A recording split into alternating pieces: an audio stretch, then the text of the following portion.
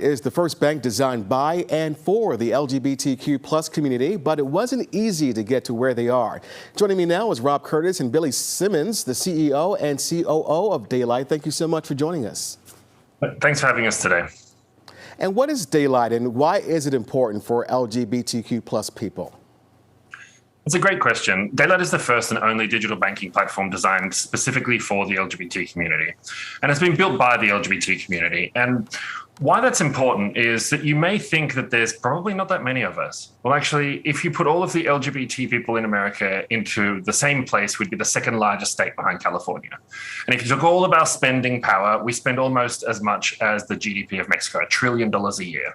And yet, despite this huge, wealthy and growing segment of the population, we find that our needs are not served well by traditional banks. So we've created Daylight to focus on how we can contribute towards closing the LGBT wealth gap.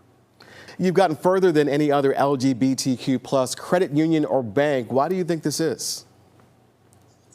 I think really it's a reflection of our backgrounds. My co-founder Rob has worked in regulated institutions for many years, but neither of us have a traditional banking background.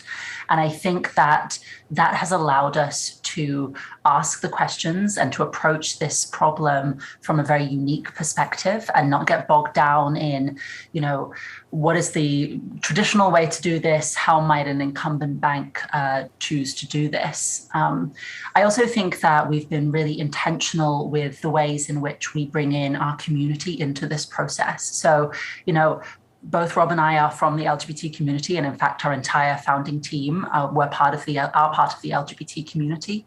But we don't have all the answers, and we know that. And so it's really important to us that we consult the community, that we recognize that we are not a monolith, and that we have, nuance of experience and different intersections. And I think that, consulting the community and translating that into our product strategy has been really vital for the success of this business.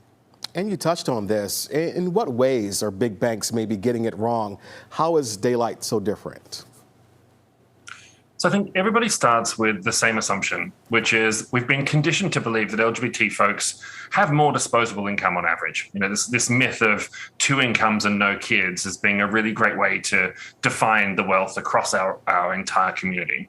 Whereas actually, when you look at the data, and we are a bunch of queer geeks, so we're right in the data looking at the lived experience of LGBT folks, we actually find that doesn't tell the whole story.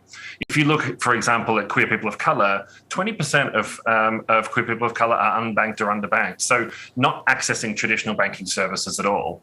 And so the first thing that large banks get wrong about us is they think that we're all the same, whereas actually LGBT people's banking needs reflect the diversity of America. And so what I think banks struggle to do is to look beyond this concept of just putting a rainbow on things and calling it a day and digging in deep on the areas where LGBT people need more support. And the data shows that whole story. LGBT people are less likely to have savings products, investment products, insurance products. We're less prepared for retirement. And when we look at where some of those pain points start, they start in the teenage years. Big banks don't know how to educate our community because they don't understand us very well.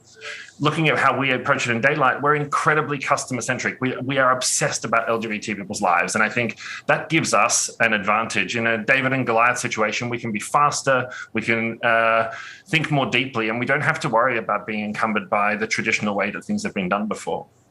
And let's stay on that topic. Explain more the LGBTQ plus wealth gap and what does it mean for the community as a whole?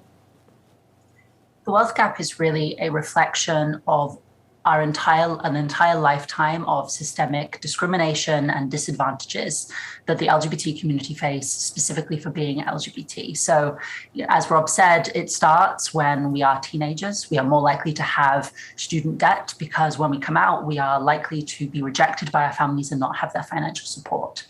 As we, approach adulthood and, wanting to have families, the average cost of having a child for an LGBT couple is $50,000, which is a staggering amount of money to have to come up just to, have a family, let alone mortgages, which we are less likely to be approved for. And, our salaries are more likely to be lower.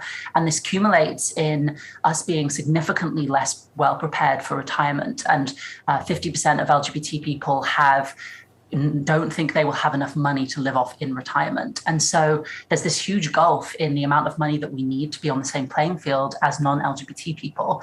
But beyond that, we are not being served by, banking products. They are not built for the way that we live our lives and the way that our finances look. And there are fewer legislative and legal protections for us as well. A great example is when, someone transitions, their credit score splits into two. Which means that they struggle to access credit products. The system was not designed for us, and so Daylight is here to tackle these challenges and to close the LGBT wealth gaps within our lifetimes. And many are glad that you are here. Rob and Billie, thank you so much, and congratulations on all the success. We appreciate it.